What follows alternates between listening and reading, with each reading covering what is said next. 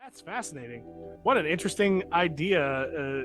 This would be a great video essay. It's funny that you. Yeah. Hang on, gotta go, guys. Great idea for you. The other day, I started writing an essay, not for work, I guess, maybe potentially work, but it was just I started thinking about this and I wanted to get some thoughts down. And the title of it was In Defense of Ronda Rousey. And the reason I was writing it, or started writing it, is because there's been a few viral threads about her on Twitter recently that are very negative about her career. Right. And I think that is the general sentiment that we have about Ronda Rousey now as a community, is this sort of negative thought. And while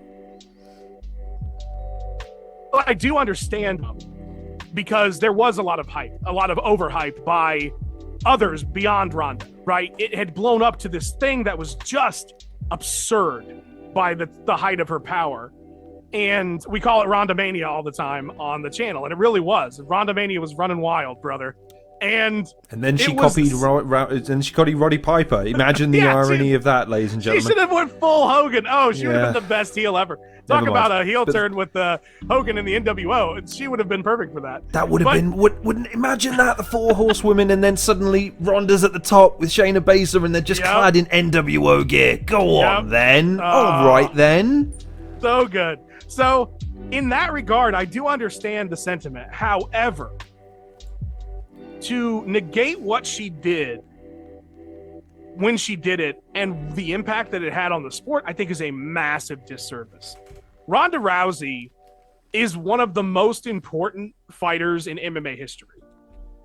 And I think when people hear that, if somebody just heard that one sentence, they would roll their eyes and be like, oh, dude, please. Like, we're so over this, right? So I get that. But when you look at what she did, what she accomplished, she shot women's mixed martial arts forward a decade. Easily. You're talking about a UFC that would never had women, would never have had women until she got there. And because she did, when you look at WMMA now and everything it's become and how much bigger it's gotten, it never would have gotten there. It never without Ronda Rousey. Now, I'm not saying that there weren't others. Of course there were. There was a massive foundation built underneath her from a lot of unsung heroes over the years.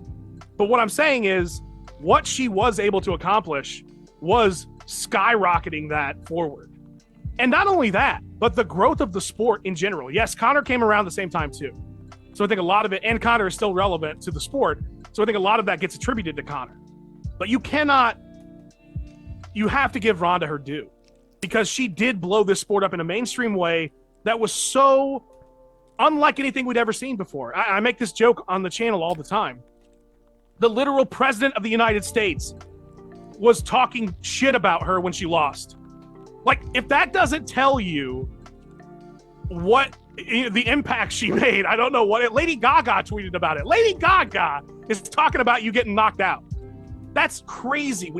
If you've been around MMA long enough to know how small it was, to know about the bans in the late 90s, to think of a major pop star and the president of the United States talking about an MMA fight is nuts.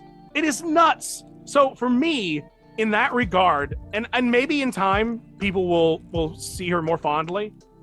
But for now, I really think it's a shame how things turned out with Ronda Rousey in terms of her legacy to MMA and how the fans perceive her, because she did so much for the sport that I feel like never gets touched on anymore, because all they think about is the negative.